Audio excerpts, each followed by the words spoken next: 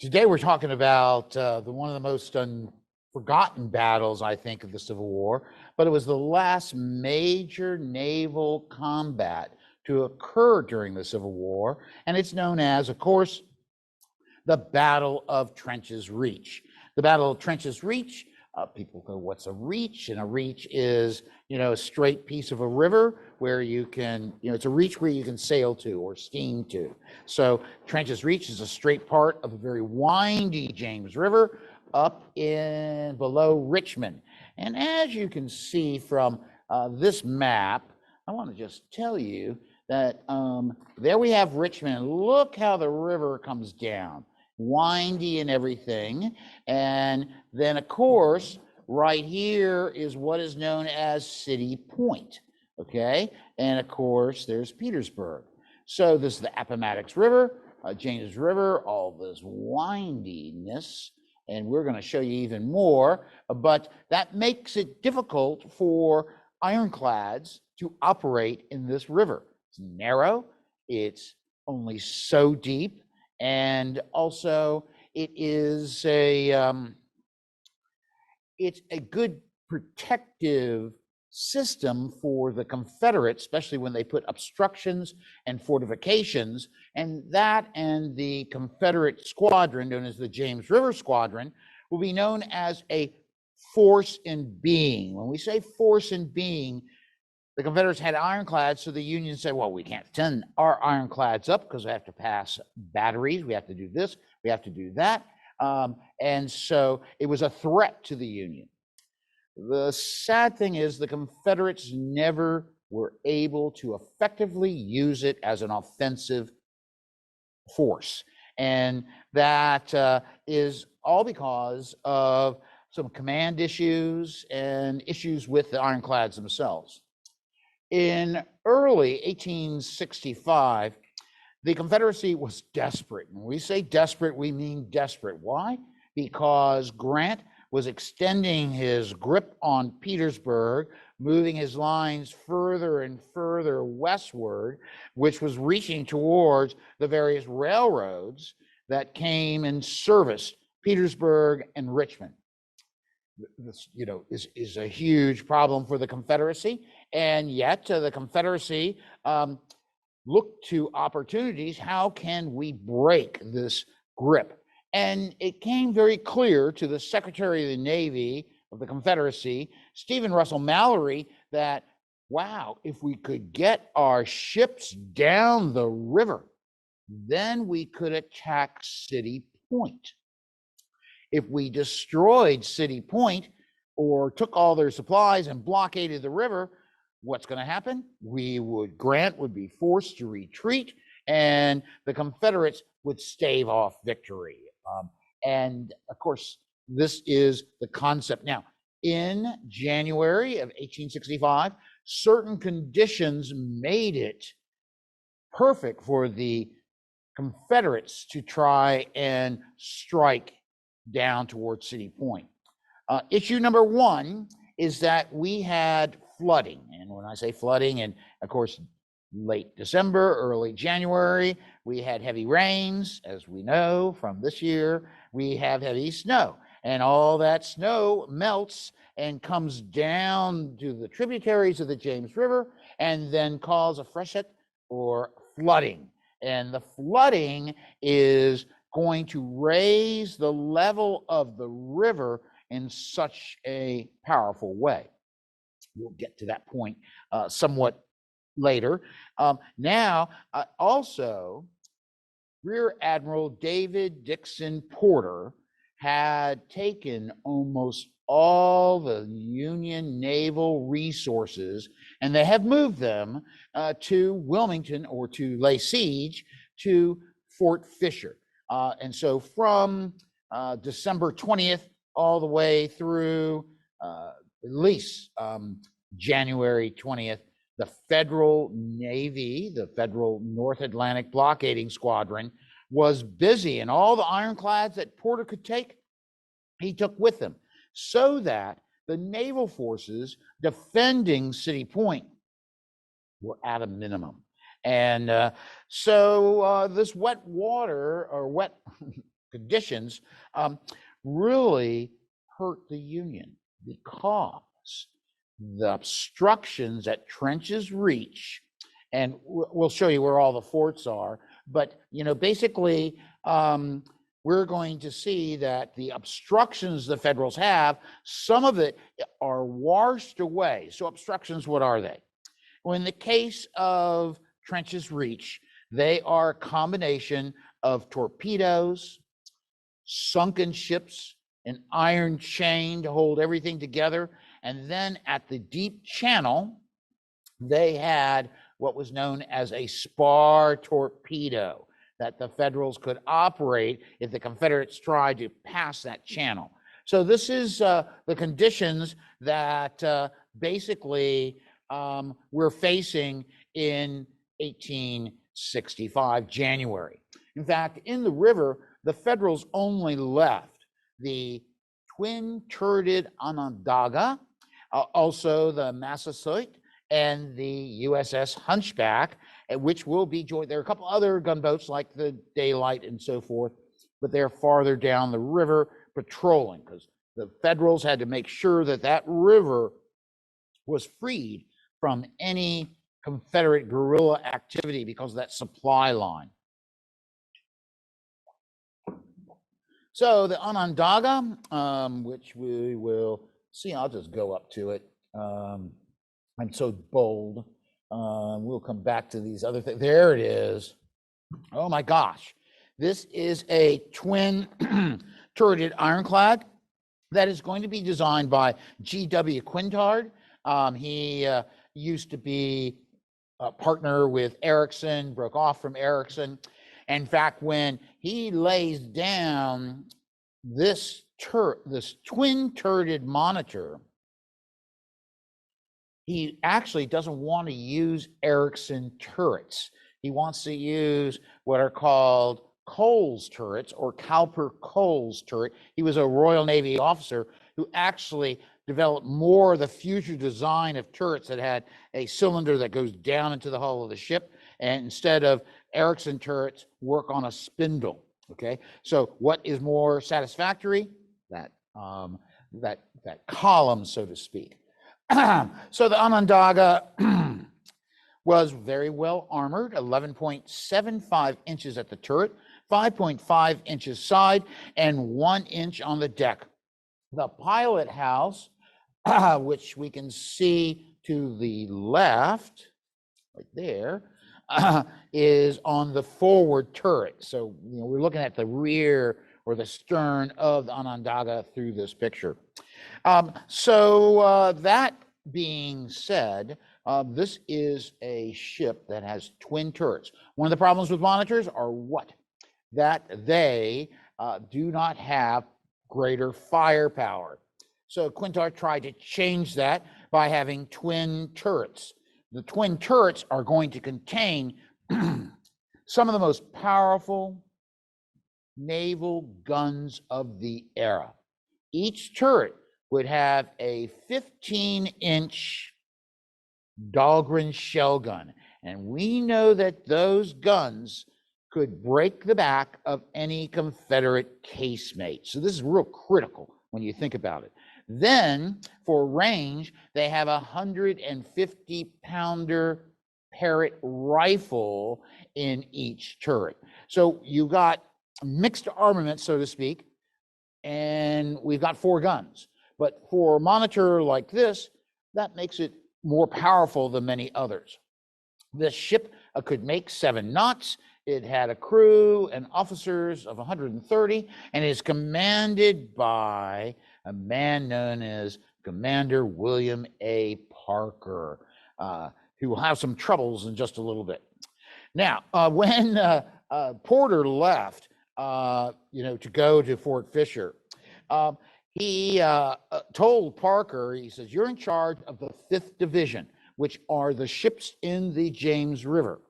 So basically, that's the 5th Division of the North Atlantic Blockading Squadron.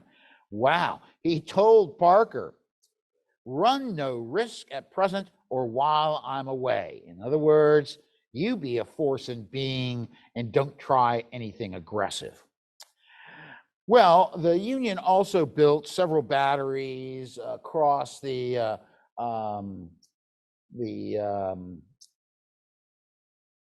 several batteries across the James or along the James, including Fort Brady, which had 600-pounder Parrott guns looking right down the river at Signal Hill, which is right below Chaffin's Bluff. And so the Fort Brady, Signal Hill Battery, Wilcox Battery, Battery Parsons, Battery Sawyer, and Battery Swatford are all armed by heavy Union guns, mostly 100-pounder rifled guns.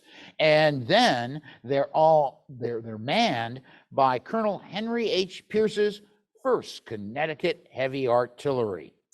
These positions were countered by several Confederate gun positions on the south side of the river, such as Battery Brook, Battery Semmes, and Battery Danzer. And so, wow, we've got this great defensive system facing each other on this lower part of the James, or upper part of the James.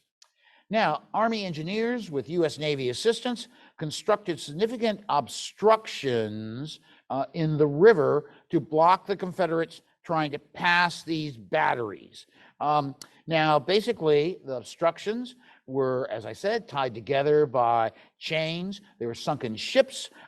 They actually had this gateway in the main channel of a spar torpedo, and which would stop any ship from trying to pass through. But as we know, conditions are going to change. Now, meanwhile, the Confederates had created the James River Squadron after the fall of Gosport Navy Yard in May of 1862. Basically at Rocket's Landing, where you can go today, the Confederate Navy set up the Richmond Navy Yard. And so there they finished building what is known as the CSS Richmond, and they will also build the CSS Fredericksburg, and over in Manchester across the river, they'll build the Virginia II, and they're trying to build in 1865 yet another ironclad known as the CSS Texas, which I think is the highest order of how we design Confederate ironclads, because it's got a very diamond-shaped casemate, which allowed it not to take as much draft, and we're using pivot guns, so we do not have to have as many guns and broadsides, so forth. So this is a big departure. Now, the first commander of the Richmond or James River Squadron is a man known as French Forrest. He had been in command of the Gosport Navy Yard when the CSS Virginia was being built, as well as when the CSS Richmond was started. However, Forrest, according to Stephen Russell Mallory, Secretary of the Navy for the Confederacy, thought that French Forrest has gotten just a little too old and he's not very aggressive. So they pick this man, John Kirkwood Mitchell. Now, Mitchell, I have to tell you, has some real problems. And I think his biggest problem is that he knows too much, or he thinks he knows too much about naval warfare and the conditions within the river. And that makes him timid. You have to realize Mitchell had been in command of the CSS Louisiana and the CSS Mississippi, the ironclads building in New Orleans right when Farragut comes to attack. And those ships are incompleted. Both of them have no motive power. The Louisiana was waiting to get its propellers put on, so it was used as a floating battery. And oh my gosh, guess what happens? Farragut's fleet sails right by. The Mississippi is going to be destroyed, as well as the Louisiana. So this man is tainted, right? Because a lot of them blame him for what?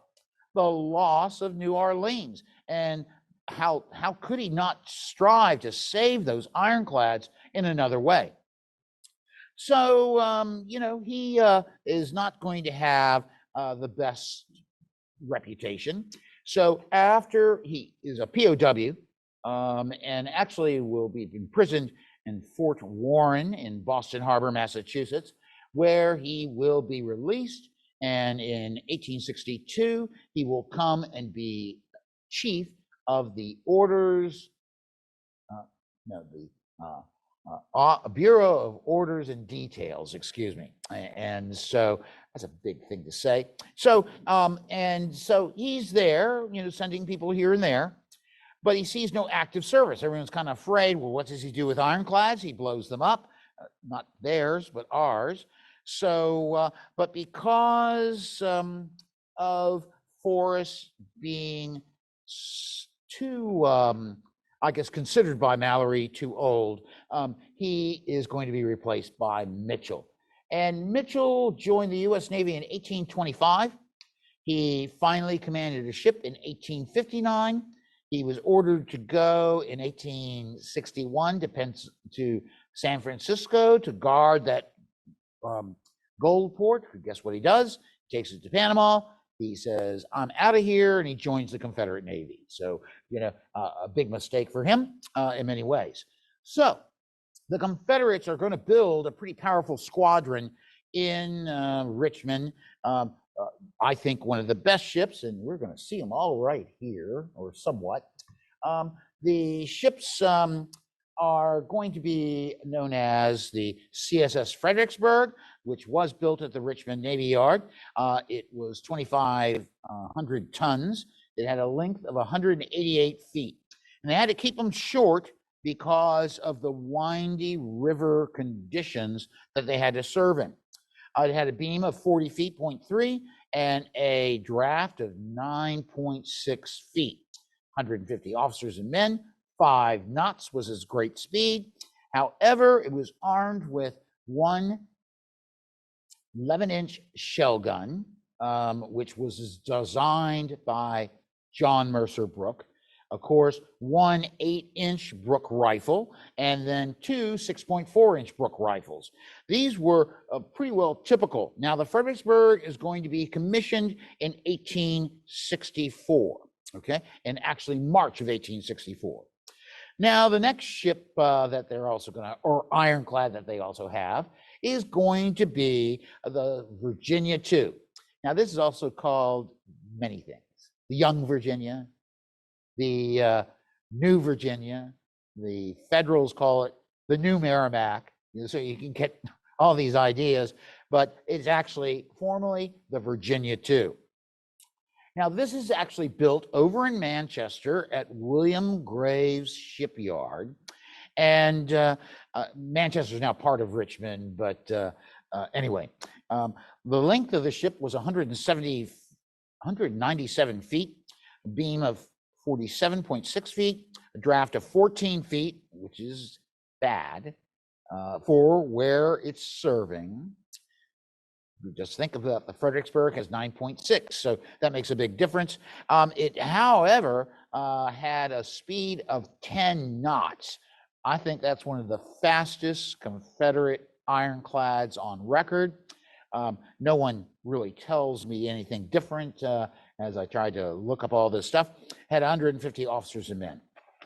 Armament was just, all the armament in these Richmond ironclads are going to be the same, except instead of a 11-inch shell gun, they're going to have a 10-inch Brooke shell gun. The Virginia has a 7-inch Brooke rifle, and then, of course, the 2 6.4-inch Brooke rifles. Basically, all these ships had their guns on pivot mount and broadside, and then each had a forward gun, which typically was a 7 or 8-inch Brooke gun, and then the stern gun would be a very powerful shell gun. Now, the Virginia II was actually fitted with a spar torpedo. So, in other words, don't mess with us. Now, also in the Richmond squadron were a bunch of wooden gunboats. CSS Hampton, the CSS Drury, CSS Nansemond, CSS Beaufort, the CSS Torpedo.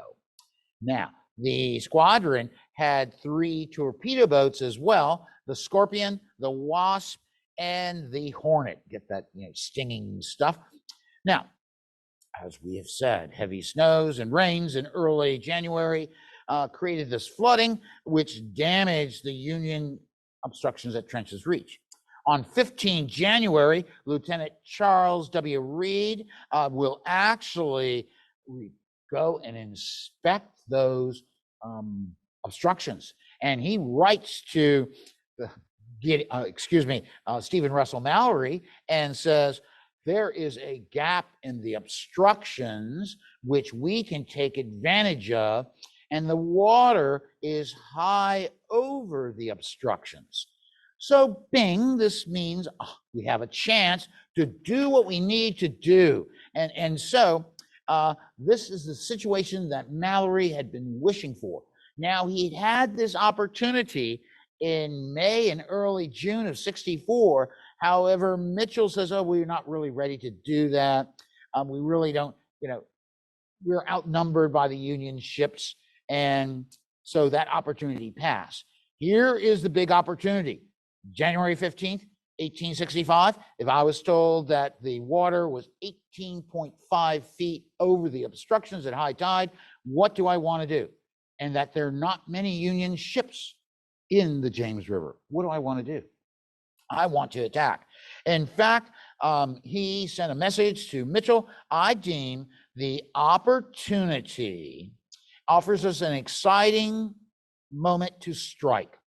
This opportunity is a favorable one for striking a blow at the enemy, and if we are able to if we can block the river at or below City Point, Grant might be compelled to evacuate his conditions. This is a nice view of the CSS Richmond. That began in the Gosport Navy Yard, but it had to be armored and armed when it was at Richmond Navy Yard. And this one also has the same armament that I've described for the other Confederate ironclads.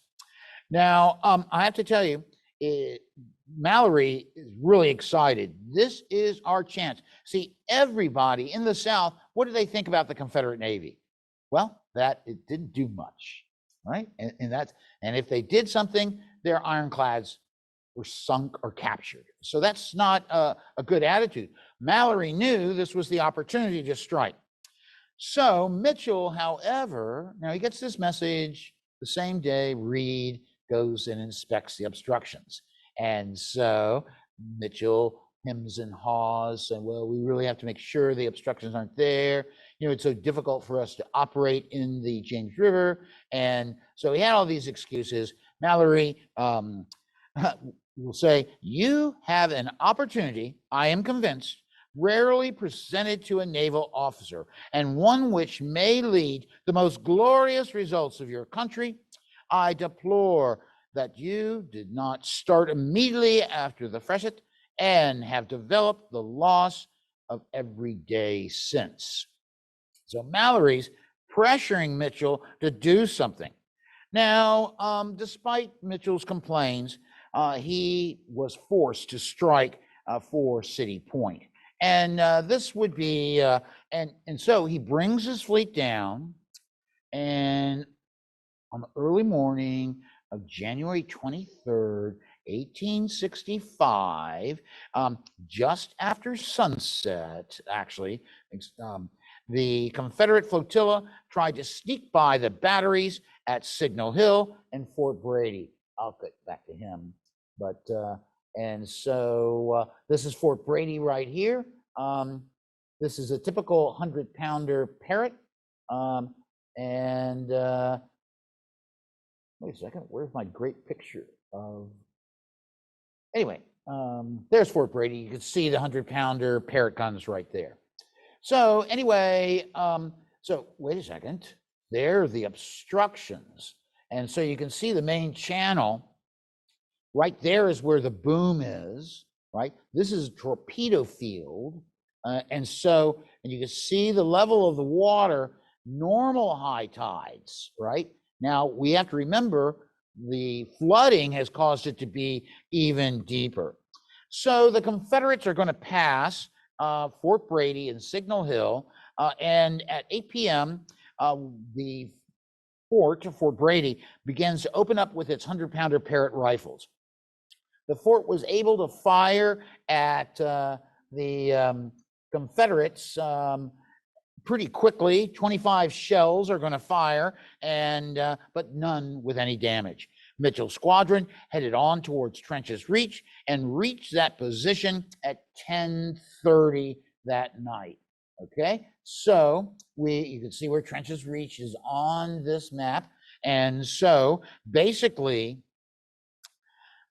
what Mitchell does is he keeps the CSS Virginia II and the CSS Richmond about a half mile away from the obstructions. When the Fredericksburg, supported by the torpedo boat Scorpion, will go to the obstructions, and the crew of the Fredericksburg and the Fredericksburg remove the spar torpedo. They actually know there are 18.5 inches of water at that time over the obstructions, so the Fredericksburg can go over them. Meanwhile, the Scorpion is trying to defuse many of the torpedoes, and with all this water over at high tide, the Confederates did all this removal of whatever obstructions were left under what is said a perfect rain of missiles from Union batteries and sharpshooters. The USS Onondaga will kind of approach Trench's Reach. However, Parker decides to withdraw, and he wants to withdraw back to Onondaga once again, back to this pontoon bridge at Aiken's Landing. This is a couple miles downriver. Now, I have to tell you, here I got the Confederate Navy at Trench's Reach, able to go through Trench's Reach. Why does the Onondaga retreat?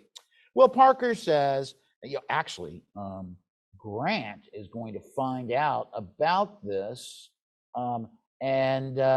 so he gets mad. Says, why aren't you doing anything? Why did you retreat? Parker says, oh, well, I've got all this water, or I've got more maneuverability. So if I bring the Confederate fleet down towards me, I will be able to bag all of them. Grant says, no, your job is to be up at Trench's Reach. So this is the executive officer of the Onondaga. So Grant is going to send a telegram to Gideon Wells saying, look, we got this huge problem. We got the Confederate Navy in the river, and they're coming down towards City Point. We can't have it. What are you going to do about it?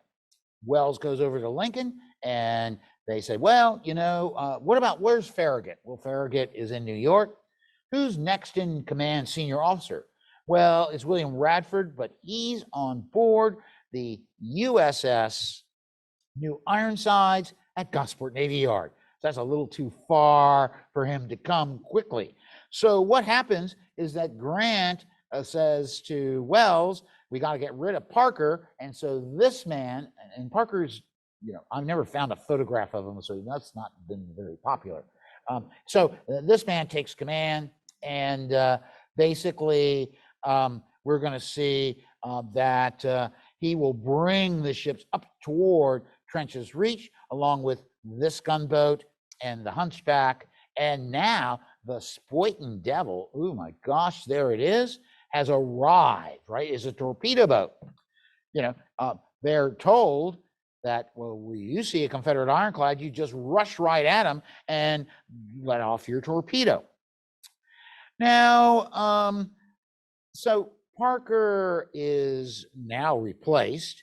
However, as the daylight rises up, there's one thing that's going to happen, and that is that when the Fredericksburg came back over the obstructions, when Mitchell is on board, the Fredericksburg is his flagship, he found at 1:45 a.m. in the morning that, oh my gosh, the Virginia II, the Richmond, the Drury, and the Scorpion were stuck on the river's bottom. So how can we go through Trench's Reach without all our ironclads? So at daylight, the Federals go, oh my gosh, there they are, sitting ducks, and they start to fire. So a message sent to the Onondaga, do something, and Parker tells Nichols, I'm in charge, we're going to attack. So, and so I have to tell you, the Onondaga comes up towards Trench's Reach. When these ships are sitting there, like the Richmond, get struck several times, and yet they didn't break through the ironclad. But the gunboats were torn to pieces, I have to tell you. This is one of the obstructions at Trench's Reach. So here we are, our ships are stuck in the water right above the obstructions, and they couldn't even get a gun to fire. The Onondaga comes up along with all these batteries firing at the Confederates and fired, oh my gosh, 7 shells at the Confederate ironclads. And the Confederate ironclads could not fire back. That's because of how they're sitting on the bottom. However, at around 11 o'clock, the tide rises and the Virginia fires 1 shot at the Onondaga, which Mitchell said took great effect. Whatever it did, Parker goes back downriver. So now it's all about the batteries trying to control what's going to happen. And so this is a very difficult moment for the Confederates. So basically, once these ironclads float, oh my gosh, it's time for us to go down to City Point. But while all this was going on, I have to tell you, the Federals they might not be able to break through the iron of the Confederate ironclads, the casemate, but they surely can hit the gunboats, the wooden gunboats. In fact, at one moment during the battle, they will see that the Drury has been hit by several shells, and so Thomas Kell has them remove their crew, and at that moment, another Union shell crashes into the Drury, and there's such a tremendous explosion because that shell hits the magazine, and thence what we'll see is that the Drury sinks right away. The crew had been taken off just 15 minutes before.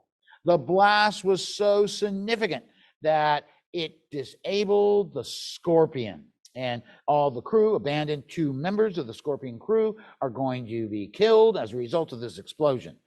Oh my gosh, this is terrible. And so Mitchell waits for another high tide and decides to make another attack. I got to tell you, the Scorpion's floated down and gets caught up in the obstructions and later captured by the Federals. The Confederate ironclads are now ready to go. However, ready to go to City Point. However, what's going to happen is that when he tries to prepare his squadron, the Virginia II, which had been struck by over 70 shot, right? Her smokestack is going to be, wait a second, we'll get to that. There's the smokestack of the Virginia II. Actually, during the engagement, the shot blew off the smokestack. That's actually below Fort Brady, supposedly, but I think it's in Richmond, but who knows for sure. That's how it was marked at the Library of Congress. But I'm going to tell you right now that this is terrible because the Virginia II now is unmanageable. When we say unmanageable, the smoke is coming through, the deck, the gun deck, the pilot house. So Mitchell says, well, you can't come with us. And now Mitchell loses his nerve because he thinks that if I go just with 2 ironclads, I'm going to have to deal with the Union batteries and the Onondaga, and I may not be able to make it with a strong enough force to City Point. So at 2:45 a.m., they will turn around. Now, this is, of course, January 25th, and they turn around and they head back up to Richmond. This effort to, and as they came back up, you know, the Federals had set up what are called Drummond lights. And these are searchlights with mirrors in the back, so they could actually look out at the Confederate ships and pound them at night. It was like it lit it up like daylight. When the Confederate fleet passes by Fort Brady, Mitchell will later report that we had fired 1,000 shells at the various Union batteries. The Confederate batteries on the other side of the river are joining in with this duel. They even arranged to have an infantry assault, but it's too late. Mitchell had already given up on what he thinks he should be doing. Now, what happens? Well, I've got to tell you, this running battle is very intense. However, Mitchell's failure to attack City Point when they're so close, even with 2 ironclads, they had a chance. And this is the best chance they would have had, because they're facing 1 monitor and they have 2 ironclads. So, you know, there may have been a chance for the Confederates, but instead he goes back to Richmond. As soon as they come back to the anchorage, guess what? Mitchell is fired by Mallory. And then recently, back in the Confederacy, from the loss of the Alabama, is Rear Admiral Raphael Semmes. And Semmes will, of course, take command of the James River Squadron. But by that time, it's too late. You know, the river has gone down. Porter has sent more ironclads up into the James River. So, and plus they have to repair the Confederate ironclads. So by, you know, April, as we know, Lee's forces are going to be forced to abandon both Richmond and Petersburg. As a result of all that, the Confederate ships, the only thing that Semmes is able to do is destroy his squadron, which happens on the evening of April 3rd and early morning of April 4th. And you can see the 3 main ironclads, which it's not a very accurate view of Confederate ironclads, but who cares? We just see the terrific explosions that shocked the ground, reaching all the way up to Richmond. So this is right near Drury's Bluff. Semmes is going to take the sailors and have what is called the Semmes Naval Brigade, which will eventually surrender with Joe Johnston's army. Semmes is lucky because he took a commission as a brigadier general, so when he gets captured, he's not the pirate Semmes, he's the General Semmes. So anyway, that's a small post note to what's happening. The opportunity, you know, had the Confederates been able to destroy City Point, they would have lasted a little longer. How long those ironclads could have held off a determined attack by the Union fleet, we're unsure. But the mere destruction and control of City Point would force Grant to abandon his positions around Petersburg because of that great flow of supply. You know, at City Point, they actually had a bakery that when you visit City Point, you can go by, that made 100,000 loaves of bread a day. Okay, so just see what a powerful supply depot that was. So anyway, that's my take on the Battle of Trench's Reach. If anyone has any questions and everything, I guess I'll turn it over to Julie. Thank you, John. Do we have a question from the room before I go to Sherry to see if we have an online question? Any comment or question? No, you've all learned what you needed to know. And John, is it trenches or Trents? Trenches. Well, okay. Really? Apostrophe, yes. Trent or Trent? Trent's Reach. Okay, good.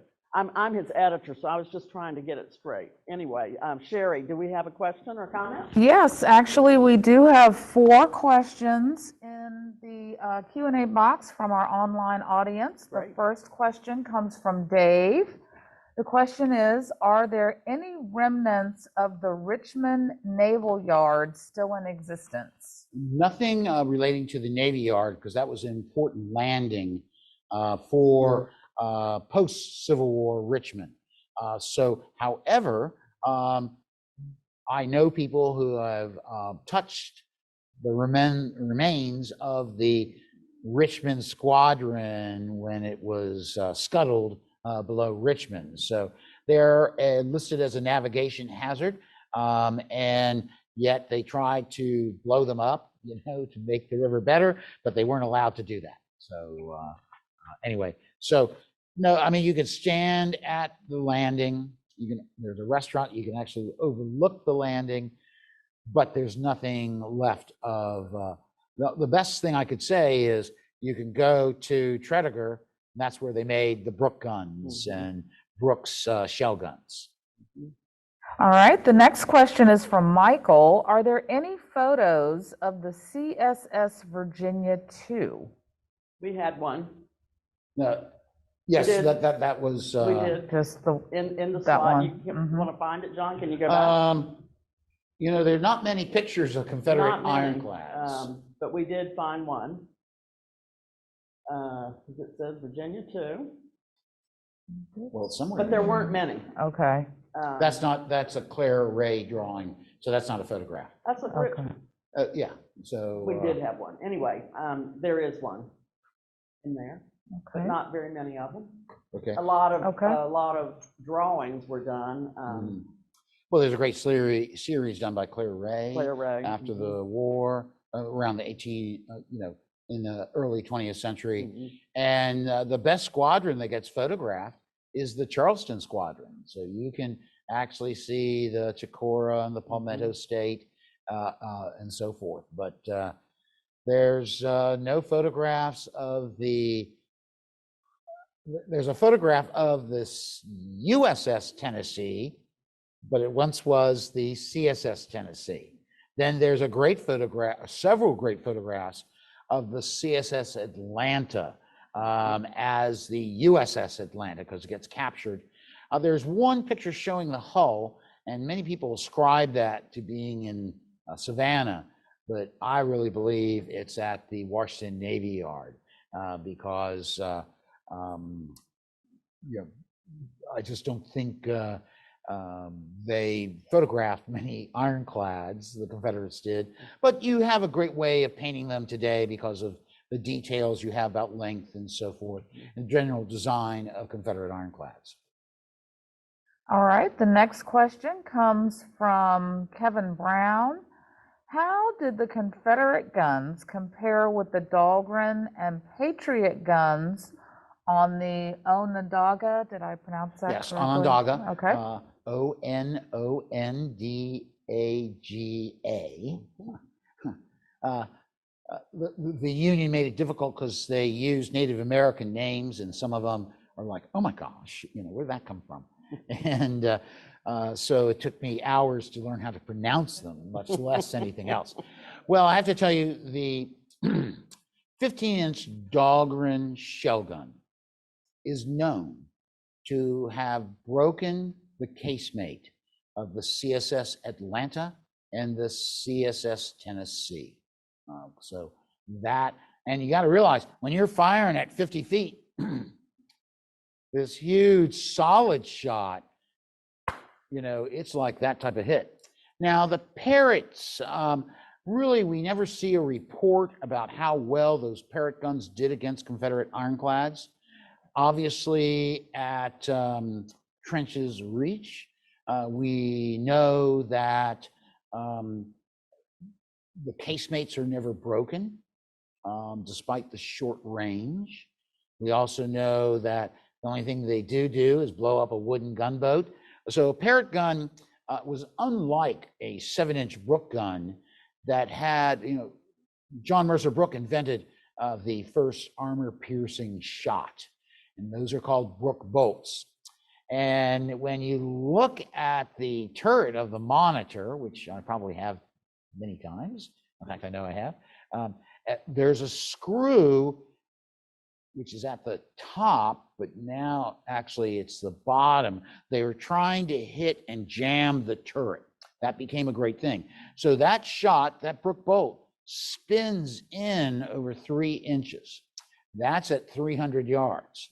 So we know at Charleston, the both 10-inch Columbiads and 7-inch Brook guns and 6.4-inch Brook guns do heavy damage to the Union fleet. I'm going to be doing a talk sometime, I think in April, about the DuPont's attack on Charleston. Actually, John Worden's role, because he was then commander of the USS Montauk, which was a Passaic class monitor. That is in April, Okay, thank you. the 15th, I believe.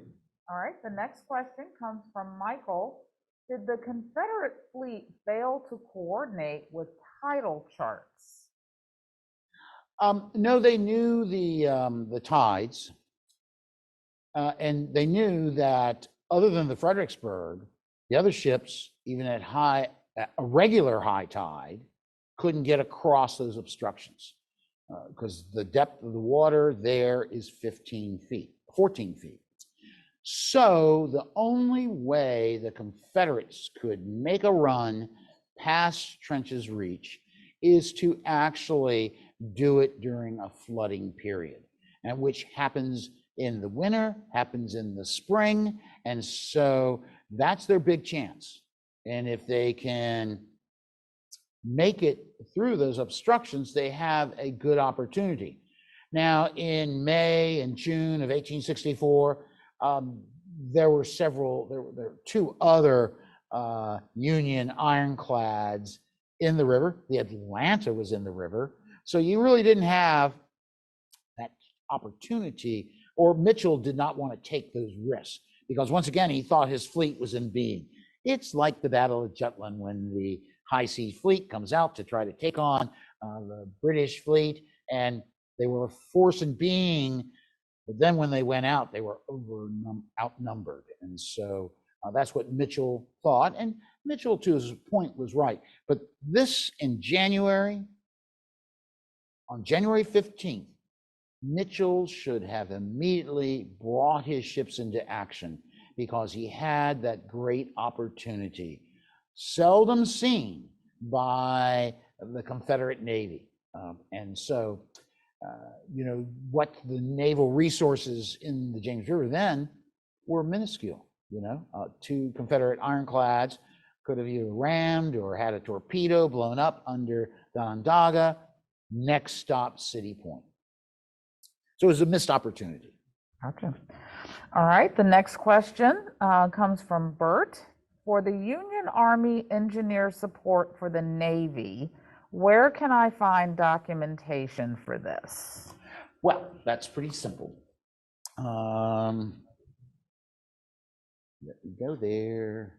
The ORN? It's the official records, because this picture right there is from the official records. Mm-hmm. Okay, so but you'd have to be, oh my gosh, these obstructions are built in 64. So you really have to search. If I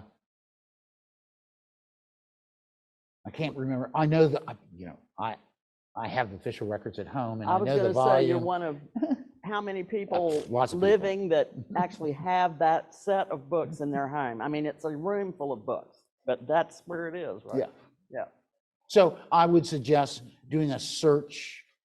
And now I know the official records are digitized, and you can actually do a program, and it will pop up various aspects of Trench's Reach.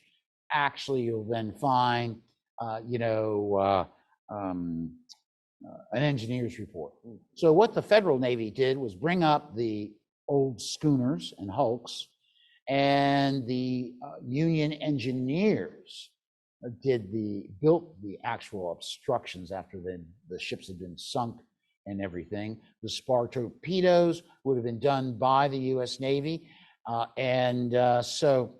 Basically, naval forces did not build a lot of obstructions unless they were desperate. You know, one thing that Mitchell said in his defense is that had we had effective obstructions in the Mississippi River, we would never have lost. Well, they had a chain, which the Confederates didn't see, that the Union went up and broke the chain so the Farragut's fleet could go through.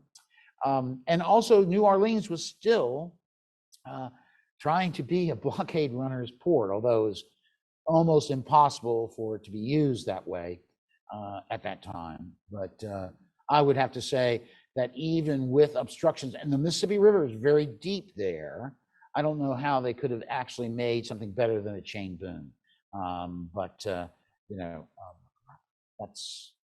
They oftentimes would use stone cribs, like at Drew's Bluff. That's what the Confederate obstructions were first made out of, derelict or ships they just had to sink, like the Jamestown. That obstructions stopped the Federals from just running by Drew's Bluff and ending up in Richmond in May of 1862. Those obstructions would be reinforced by stone cribs, which are built by the Confederate Navy and the Confederate Army. So everyone had, I would have to say the US Navy did not have an engineering construction division. So they relied on the Bureau of Docks and Yards, and then they would rely on just the steam engineering on board the boats. So, yeah. John, advance the slides so people can get your contact info. If we don't get a chance to answer everything, Sherry, how many more do we have? 2, 3, 4, 5, 6, 7, Let's 8 try to make short more answers. questions. Okay, all right. If not, please send them to John at this address, because we are running a little tight on time. Right. I know people are, some of us are on a lunch hour, but Okay. Let's have a couple more. Okay, all right. From Evelyn, was this the last battle that had ironclads in it?